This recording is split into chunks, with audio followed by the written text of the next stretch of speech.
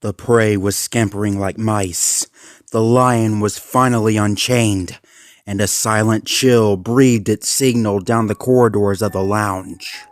The hunt had begun, and along with it, a feverish cold was invading the building. Each window of the lounge frosted over while networks of water pipes froze and cracked under the pressure. "It's getting really cold in here," Dwayne said with a shaky breath, trying to preserve the heat in his thin fur. The security room that acted as his temporary prison was severely dipping to uncomfortable temperatures. Everest's voice came through on his collar. "Is it? My fur is thicker than yours. I can't tell." "Why isn't the heat on?" "It should be," his companion muttered, befuddled at the situation. "I'll figure it out later. Just concentrate, please." It seemed like a frivolous complaint. They were in the middle of the snowy mountains. Why wouldn't it be cold?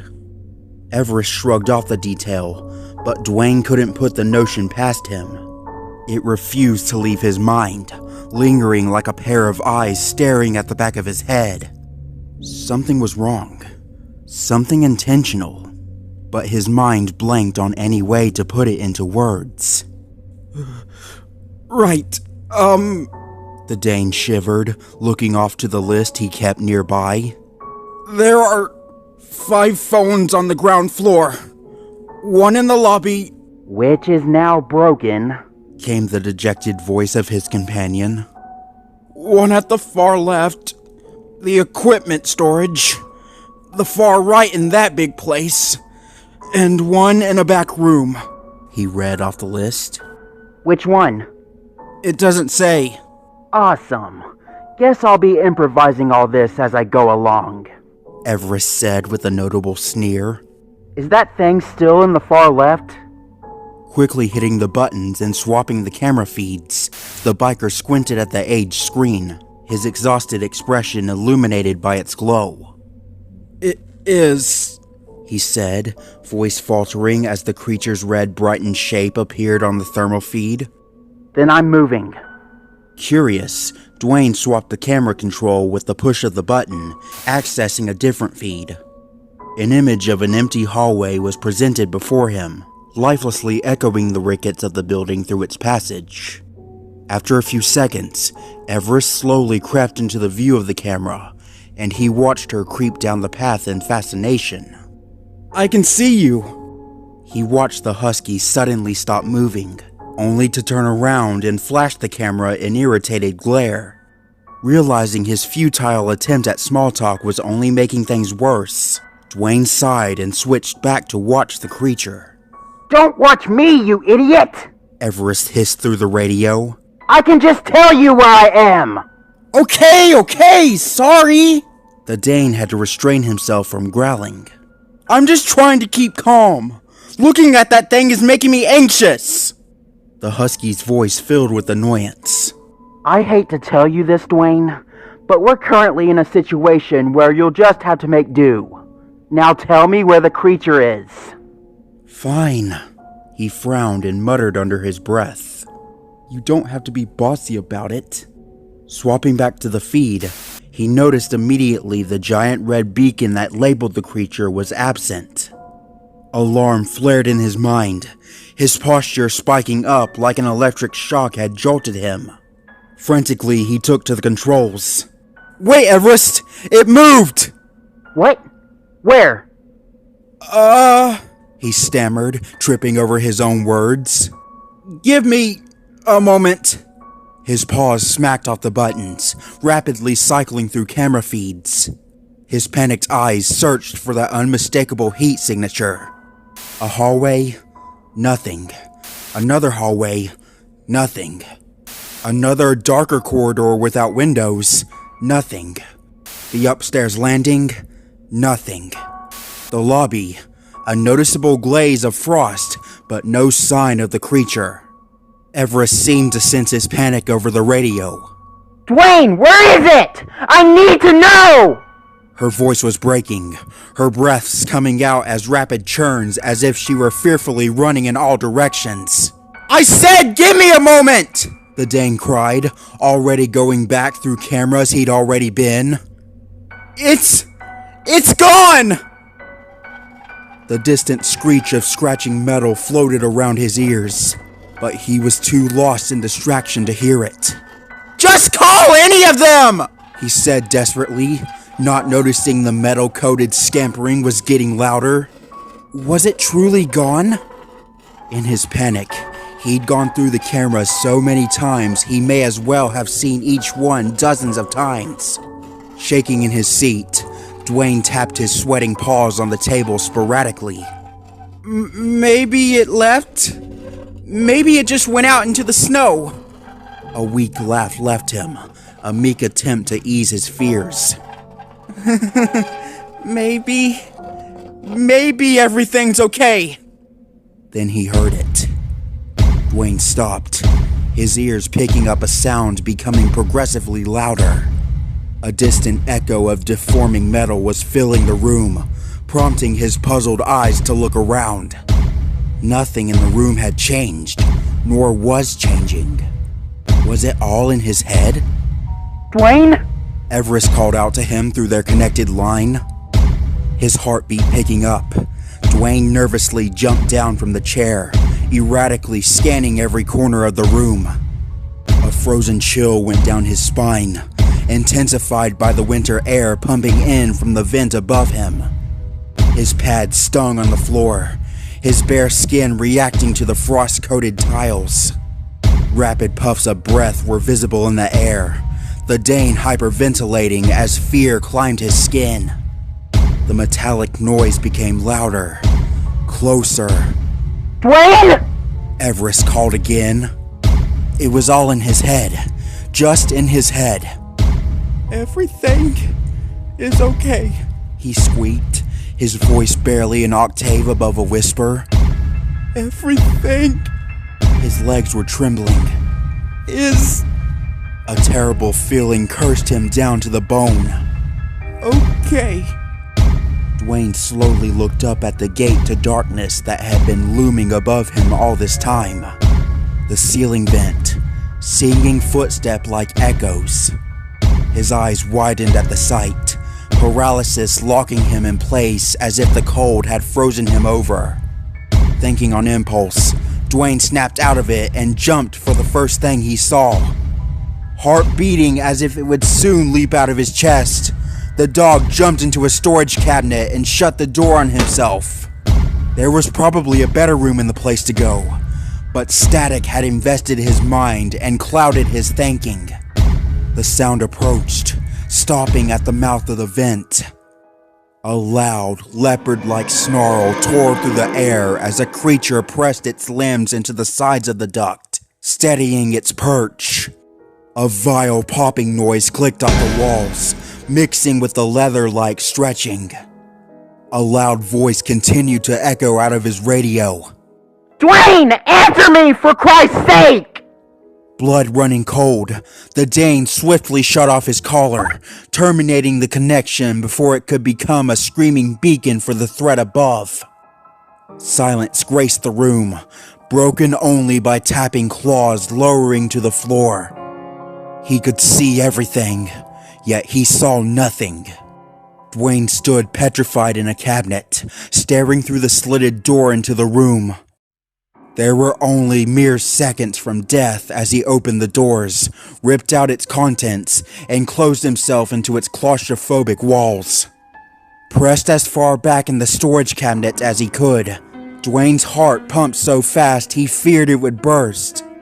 Not an inch of the room changed, still appearing as empty as it had when he first entered, except for the 4 large footprints now formed on the tile, the heat of the formless creature melting the ice under it. A single cloud of breath appeared in the center of the room, puffing out from seemingly nothing. The silence had become deafening.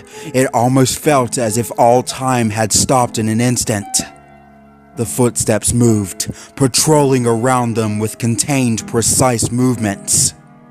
The sound of scratching bone and metal clawed along the wall as the shape moved about, its tails leaving marks in the metal. Where in the hell was it? Was it on the floor? Or crawling on the walls and ceiling like a roach? Was it on the table or the cabinets, crawling along the machines with its tails dragging on the tile? The air in front of him emitted a gator-like snarl, unceremoniously mixing with the metallic scratching along the floor. Dwayne's vision seemed to pulse with a twist in his chest, his own heartbeat beginning to travel up his neck. He pressed himself so forcefully into the back wall, his bones ached from the force. A morbid language filled the air, low bellowing caressing up the walls and fading through his ears. A sharp growl hissed out as scraping claws etched into the wall, the creature dragging itself up to the vent. An echoing pound of metal sounded from above, then quickly scampered away back into the ski lounge until it faded out entirely. The creature had left. Dwayne didn't move from his hiding place until he was sure the creature had left, made difficult by rapid paranoia jerking his mind into thinking the threat was still around. He counted to 10, then meekly pushed open the cabinet door with his nose. He shakily flicked his collar on, pleading Everest wouldn't be furious with him. You there? He asked weakly, climbing back up to the monitors. Dwayne?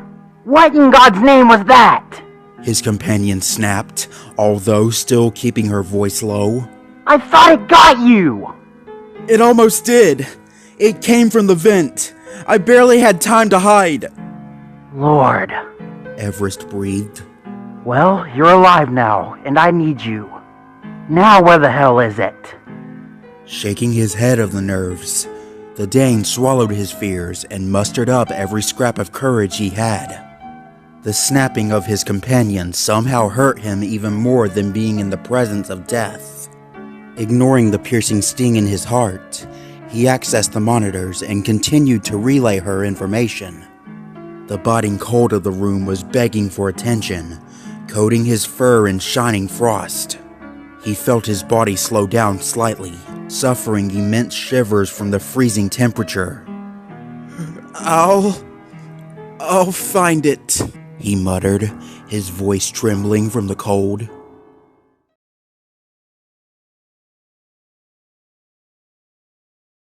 Everest peeked around the corner, eyeing into the lobby that certainly didn't look the way it had before. Dwayne already had a close call with the creature, as did she.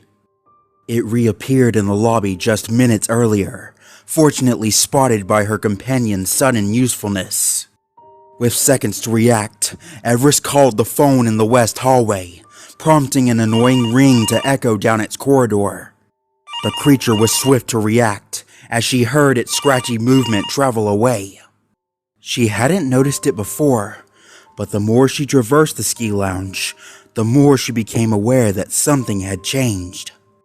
Entering the lobby, Everest felt an odd feeling sting the bottom of her paws. Briefly looking away from her destination, the north hallway, she realized with the pike of her ears the new presence she hadn't addressed before.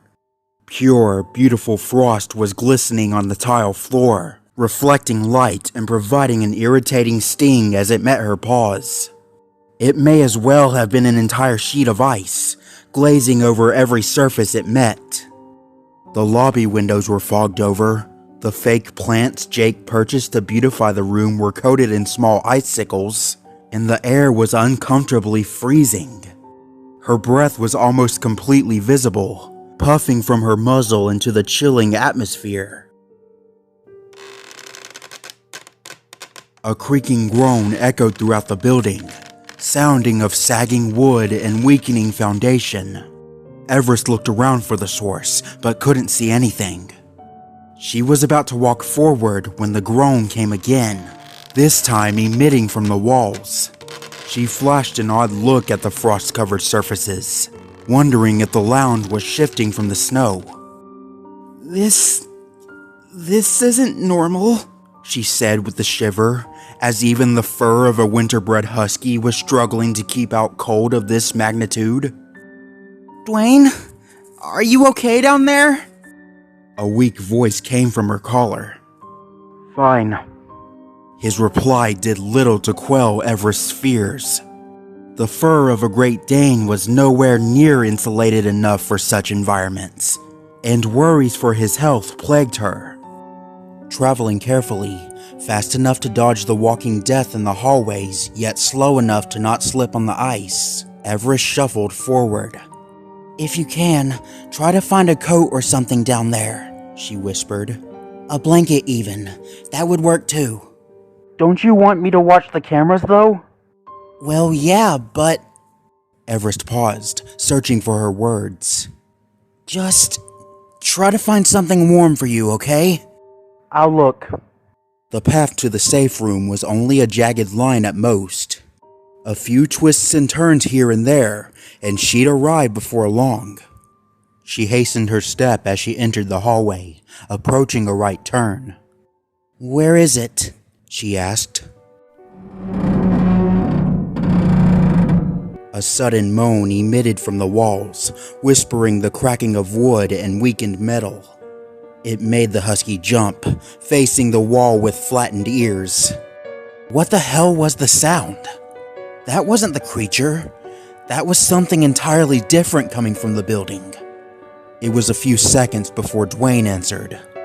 It's moving around upstairs, he said, obviously trying to hide his shivering voice. Also, I just noticed something. Literally all the windows upstairs are broken. What?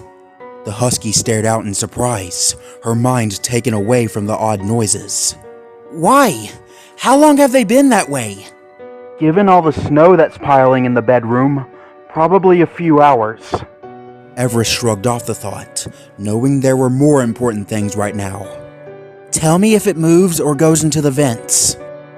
Knowing the danger was far, Everest let herself accelerate slightly.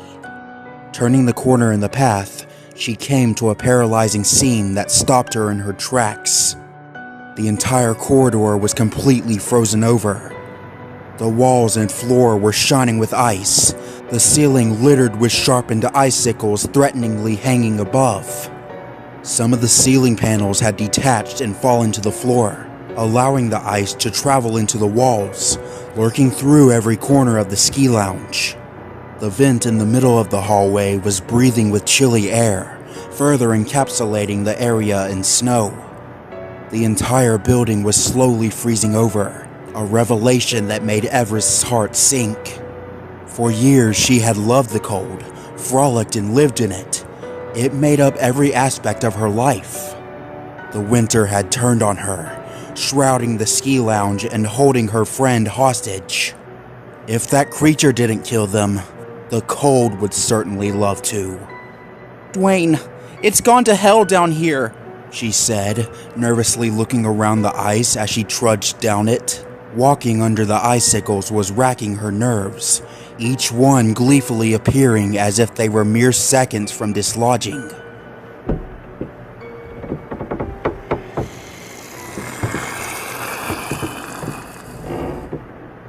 A creaking hiss sounded from above, initially sending a surge of panic in the husky, assuming the creature was nearby. Frantically looking around for the threat, the noise sounded again, only this time a weakened creaking followed it. That confounded noise again, Everest thought with agitation. It came from above. The husky craned her head, expecting to see a vent opening or some terrible being about to pounce from above. She saw only the ceiling, nothing but its frosted surface. A ceiling that was sagging downward, flicks of water dripping through it. Everest spiked her fear and alarm. Oh shit! With all the reaction time she could muster, she leapt backward as quick as she could, just as the ceiling fractured from the excessive weight above it. It tore open like paper, caving in an avalanche of snow and frozen water with a booming crash. Ah! Everest yelled in surprise as she was bowled over by an assault of wind and snow. She was knocked away as if her body were made of sticks, the sheer force of frozen nature strong enough to tear through the lounge. It all collapsed to the floor in a powerful crash. Shredded debris hit the ground first, smashing into dust and metal pieces on impact, only to instantly get buried under an onslaught of frozen slush. Snow erupted in all directions until it coated the hallway in beautiful white. Through the freshly created hole in the ceiling, the upstairs bedroom was visible, along with every shattered window inside it. The winter had invaded through the broken walls, building up inside the bedroom until the floor simply couldn't hold it up anymore. The lounge had struggled to stand against the blizzard, causing creaking groans to emit from its foundation. Its walls and ceilings cracked and moaned in their hopeless battle, ice leaching along their inner workings and burying into their supports. It tried with every fiber in its being to stand up to the cold, only for its integrity to finally give up.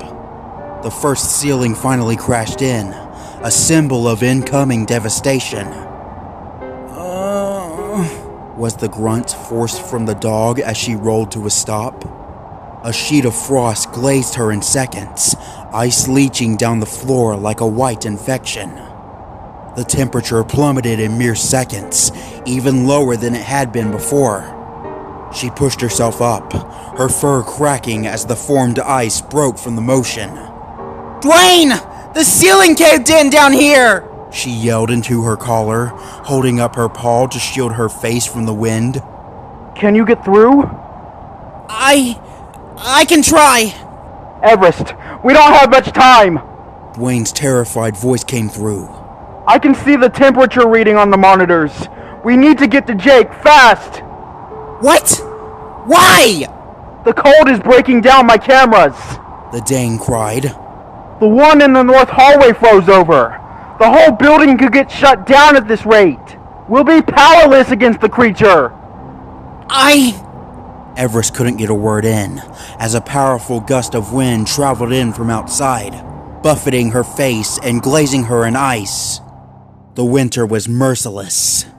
It only needed a little while to completely solidify the whole building in ice, calling upon the final hour to shut down all power and systems. Everest and Dwayne were cornered, a realization that hit them both at once. Both the creature and the winter stared them down with menacing grins.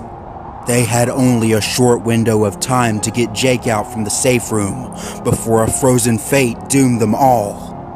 I won't let the husky struggled to get out. him down! A violent rumble of vibration shook the ski lounge. An echo of splitting wood and crashing metal bellowed throughout the corridors. Dwayne, what the hell was that? Everest shouted into her collar, trying to trudge through the snow-infested hallway. Her companion responded with a shaking voice. I saw it on the cameras. 3 rooms upstairs just collapsed from the blizzard. Everest, it's not safe to be here. Like hell! I'm not leaving my owner! She almost had to scream over the roaring wind, her paws gone numb as they were dipped in frozen slush. I'll get him out of here if I have to drag him through the ice! This is what huskies were made for! The snow was coming up to her chin as she moved. Where is the monster? It's, Dwayne replied with a stutter. It's in the lobby. Wait, I think it looks like the walls are moving in there. What? Throughout the lounge, water pipes within the walls were helpless against the freeze. The metal began to cool until its temperature dipped beyond what they could handle. The rushing water inside gradually slowed to a stop, freezing into long segments of ice that built tremendous pressure on the pipes. The radiators in the floor, courageously making their last stand against the cold with what little heat they had, were mortally crippled when their water intake stopped. All the pipes in the building froze until the pipes were completely solid. The water pressure expanded into the thousands until the pipes simply couldn't take it anymore, fracturing all at once in a chorus of frozen agony. Plaster and flecks of paint shot forward as holes tore through the walls, water spraying like uncontrollable fire hoses into the hallways and rooms. The sudden water latched onto the ice that already coated the areas, freezing over and multiplying the winter's attack in mere seconds. Dozens of walls were splashed with icy water, cutting into its foundation like cavities, weakening its supports. How trivial in that it only took a few broken windows to invite the blizzard inside, dooming the lounge to an inescapable fate. Dwayne saw everything happening on the cameras, what few remained intact once the water broke through. It was becoming difficult for him to move, the freezing cold attacking him in all directions as his body temperature plummeted. His heart sank with a hopeless gaze as he watched the screens, walls snapping through like glass while the upstairs floors crumbled under the ice and snow. The glistening light of the frost reflected off his face, painting his horrified expression in sparkling lights, glittering victoriously as the building fell to nature's might. Everest refused to surrender to the cold, gritting her frost-covered teeth as she pulled through the cutting blizzard. Jake wasn't far now. She knew in her heart she could make it. The winter was supposed to be nothing to her. She was a husky, dogs bred specifically for the snow. If there was any time to prove herself, it was now. Determination increased her pace, the puppy pushing through the ice that attempted to coat her limbs. Jake was leaving here, alive, and the safe room was the only logical place he could be. True owners never abandoned their dogs, and they shared a bond unlike any other. Fighting through the snow, Everest charged into the blizzard.